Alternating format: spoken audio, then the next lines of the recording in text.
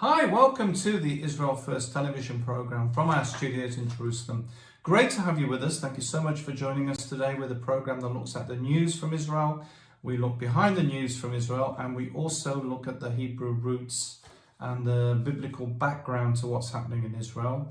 So again, thank you so much for joining us. The first story we're going to look at is regarding the situation of visiting Israel. We know that a lot of you who watch the program visit Israel or would like to visit Israel and come as tourists. So we're going to talk a bit about the situation regarding the tourist visas. Now, there's been a big announcement by the Population and Immigration Department in Israel that they are introducing a electronic travel authorization.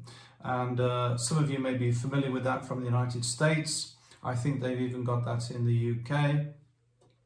The electronic travel organization, and it means that before starting a journey to Israel, travelers from the countries who don't have to have a visa will have to have this electronic travel authorization, and the government says that it's to keep track of tourists to maintain security. Israel is starting a compulsory, it's not optional, electronic travel authorization system for visitors from visa-exempt countries beginning August 2024. Visitors from non-visa countries will need the ETA, it's called, to stay for up to 90 days in Israel, having previously been able to visit the country without it. In other words, you didn't need to have any paperwork before you came. Normally, if you're a tourist, entry will be continued to be determined by border control officers, said the Ministry of Population and Immigration. The pilot program is starting already, so that's going to be starting from July 1st, maybe even June 1st. I'm not quite sure on that date, but anyway, it's going to be starting very soon. You can look on the internet to check all the details. Yes, I was right. It's June 1st. For holders from the United States and German passports, they're doing a pilot program before August. So if you're from the United States or from Germany, you will need the ETA. It says that visitors will not be able to travel or board an aircraft to go to Israel without it. The ETA system aims to enhance security by screening individuals with unusual criminal records and identifying potential work intentions which require a separate work visa rather than an ETA for business or tourism purposes. It's going to cost 25 shekels, which is approximately $6.80, and stay valid for up to 2 years or until the current passport expires. Obtaining a new passport or a name change or any kind of change on your passport will mean you need to get another one. The ETA allegedly streamlines the travel process to Israel. However, if additional documents are requested or required, applicants may have to visit the nearest Israeli embassy for further processing. Visitors from non-eligible countries, non-visa exempt countries, will still need to obtain a visa from their local Israeli consulate or embassy prior to travel, and they will not need an ETA with a normal visa.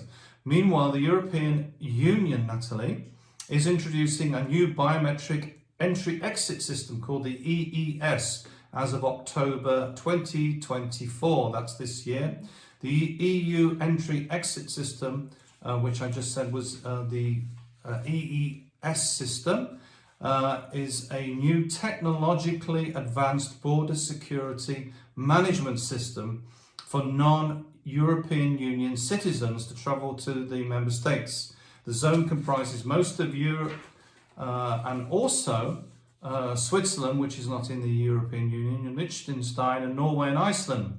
The EES means that all entries and exits to and from participating European countries will be recorded. That is, that all your movements will be registered every time you cross a border in or out of the European Union. And many people are saying this smacks of Big Brother. Replacing the current process, which sees passports stamped The system will use a new form of data collection, biometric information. If that rings alarm bells, it should ring alarm bells. Everyone travelling will need to be fingerprinted, just like if you went to a police station, and have their face photographed alongside providing personal information, name, nationality and other passport details, and the entry-exit dates for the visit. Citizens of countries which are outside the bloc, including the United Kingdom, will need to register their biometric information.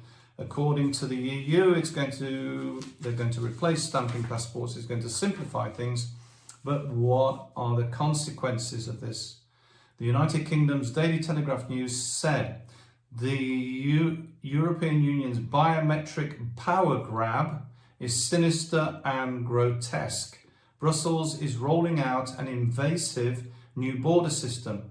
And reporter for the Daily Telegraph News in the United Kingdom, Silky Carlo, wrote, "If you're planning to escape to Europe, brace yourself for pointless chaos and travel disruption thanks to the European Union's latest Orwellian move to demand holidaymakers' biometric data at its borders. Brits hopping across the channel will first have their fingerprints and photographs taken, which means a massive data grabbing exercise will go live in October 2024. It's part of an evolution of a so-called smart border." And if you remember at the beginning, we were talking about the regulations now to come into Israel. That these are the regulations coming into Europe. This is a tightening of the noose. But there's nothing smart about the plans, says the Daily Telegraph reporter. The data grab has been justified by the aim of improving detection of dangerous travellers, finding vulnerable people and reducing fraud. But it comes at an eye-watering cost to liberty and logistics. The border plans have been rightly described by civil protection groups as disproportionate and entirely unnecessary. All travellers over the age of 12 will be biometrically logged, creating a massive database, which is another concern. Who is got all this access to this data, loaded with hundreds of millions of people's unique personal data. The EU is demanding not only a United States-style set of 4 fingerprints, but facial images too. Holiday makers' personal information will be mixed in eventually with pieces of data including photographs, palm prints, DNA records, facial biometrics. You can see where I'm going with this. It's very Big Brother, to say the least, as the reporter said, very George Orwell 1984. This may be the biggest, this is what the story finishes with, this may be, Nathalie, the biggest biometric data collection operation in European history. So very concerning, the changes that we're seeing across the world with travel. And this is one of the basic freedoms, is to be able to travel freely from country to country. That's why originally the passport, I think it was even maybe French, Nathalie, the passport, it was to pass the port, that you didn't have to get stuck in bureaucracy. Well, one of the other things that's been interesting is, and again on a kind of a travel basis this week, Nathalie, it's El Al sees record revenues with no competition. El Al, the airline, Israel's national carrier, has almost a monopoly now of flights and controls 80%, which is pretty much nearly all of it, of market after the airline suspended flights following the October the 7th terror attacks. El Al criticised for taking advantage of its position with much higher prices for the same service. El Al's Israel's flag carrier, which has become almost a monopoly during the war. By the way, it almost went bust during COVID and had to be rescued, and we reported that to you. Reported revenues of 732 million in the first quarter. That's not for the year, that's for the first quarter of 2024. This is the company's strongest quarter, with a profit of about $80.5 million, that is, mainly due to the increase of aircraft occupancy. The significant increase in company's profits has occurred during the war, when many international airlines froze flights from Israel due to the security situation. Meanwhile, Israel's competition authority is not looking on it as favorably, and they're investigating concerns that El Al took advantage of the war to hike, to put up ticket prices to and from Ben Gurion Airport. The authority was responding to complaints from consumers, Israeli consumers, that the national carrier raised its prices excessively while it remained the only airline operating flights from Israel to coveted locations such as the US. In other words, they're taking advantage of their position to charge more to travelers. For example, and I mentioned this before, it was reported, this is what was reported, business class tickets to New York jumped in price to $11,000 from $2,500, and tourist class to $2,000. That's tourist class, that's not business class, from $850 a year earlier. The prices are becoming scandalous, a senior aviation industry source said, telling Globes. Very, very high prices that you wouldn't have dared charge in the past simply because they could. They became the monopoly. The sources stressed that fares rose despite the fact that fuel did not become more expensive, employees' pay didn't rise, and it's part of, by the way, in Israel, we're seeing prices rise across the board. And maybe I'll get a bit into that later in the program. But prices, the cost of living, I've talked about this before on the Israel First TV program, has been increasing during the war. And I'm going to explain a little bit, if I get time, why that's happening. So Nathalie, I know you have quite a lot to share today. Yes. And I have a very interesting story today because of all the things that's happening. And you know that the president of Iran, Raisi, died in an accident the 14th of May. No, the 19th of May this year. And because of that, a lot of things are happening in Iran. Now, you need to know that there is a lot of Christians in Iran who are praying for Israel. There is, because of the situation in Iran, a lot of people are becoming Christian. And because of that, there is like a wind of freedom. And there is a rapper also over there who is called Tomash Salehi. And he's in prison right now, and he should have been executed. But because the president was in an accident and died, everything is frozen about that. There was also another Jewish man, young Jewish man, who should have been executed on that week, on that very week. And nothing is happening right now. Everything is in suspense. Now, because of that, and also because you remember there was like, again, a wind of revolution, of freedom, I would say, in 2022. And there was the lady, Mahsa Amini, who was killed because she didn't want to wear the hijab, the veil on her. And so there is a man which is called Human Khalili. He's born in Iran. He was 3 years old when he fled with his mother just before the revolution, 6 months before the revolution, and he went to America. And obviously he stayed very close to his country, and he still speaks the language and keeping all, the culture and everything. And when he saw all these things, he's also a filmmaker and he's Christian. And he said he wanted to do something about Mahsa. So he did a mural in his town, which was, let me think because I can't remember, San Francisco. And so he's done a big mural, and 2 Israelis saw that and said, please, can you do something also in Israel? Because we know that some Iranian are standing with us, and we want to do something also because when people are persecuted, we feel it strongly. So he said, okay, and he started to do murals. And to cut the story short, you can go to his website, Human Khalili. His name is Hooman Khalili.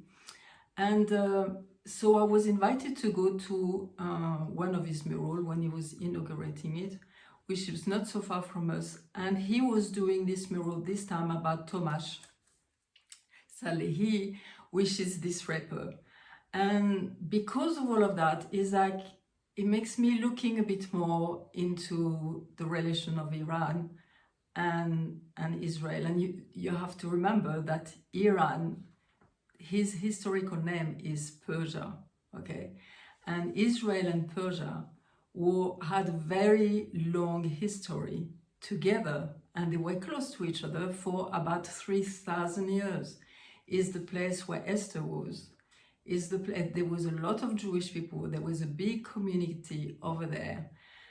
And so there is really things that happening now, and it's beautiful, this mural that I went through. Fleur Hassan Nahum was there, because she was before helping the mayor of Jerusalem, and she was there because she wants also really to see the freedom, and she's really active for freedom for women and for liberty. And I can't remember, they had this, let me try to find, because it's beautiful what they are saying, that it's woman, life and freedom. This is what they are, is the slogan. And another slogan is also, Esthers of the world, rise up. And this is very important because of the time where we are at. Now, you know the story of Esther, you know the story of Haman. And Haman was really against the Jewish people. He prepared gallows for Mordecai. And at the end, there was a big story, and it was not Mordecai, it was on the gallows, but it was Haman. And the Jewish people were free, and it's all the story about, you can read it in the book of Esther in the Bible. And it's obviously the amazing story the festival of Purim, which is a very, very special festival. Just to say again, they tried to kill us, and God again gave us victory. So I think it's very important for us to know these things, that Israel will know, and Haman is doing more and more mural. He wants to have about 8. He's very daring, because the next one that he's going to do is the helicopter of the president of Iran, and showing that, okay, we can start to see the finger of God, and God is behind the story of humanity. So I wanted you to be aware of all these things. If you want to go on his website, again, I say it's Houman Khalili, and Houman you write Hooman. And we'll try and put a link on the, if you're watching on a video. If you're watching on television, it won't be available yet, but if you want to go to the website and see the video of the program, we'll do our best to put the link in there so you can quickly go to the site. Well, as I mentioned before, prices have been rising across Israel, and there's been massive price rises really across the board, both in supermarkets and in gas, petrol, diesel, and in everything. And really. everything has been going up in price. Now, I know that this has been happening across the world. This is a global phenomenon, not a phenomenon in Israel.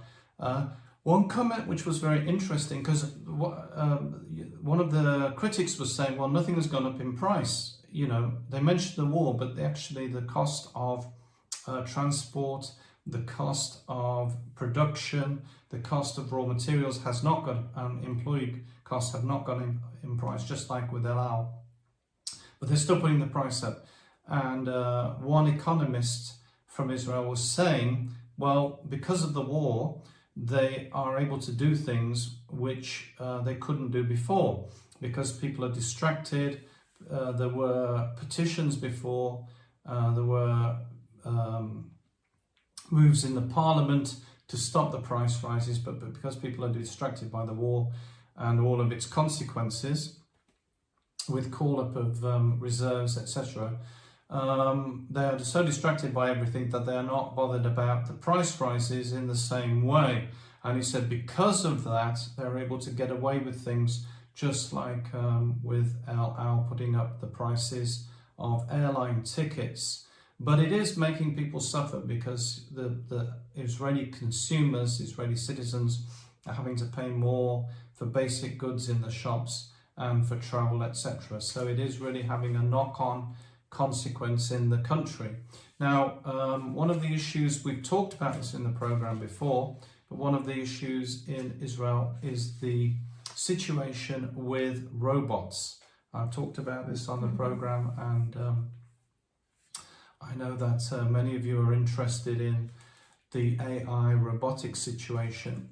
And one of the interesting things is Ynet News has reported that they've said navigating the ethics of social robots. Critics warn about the dangers of trusting social robots. Social robots are those that work with the elderly, work with vulnerable people.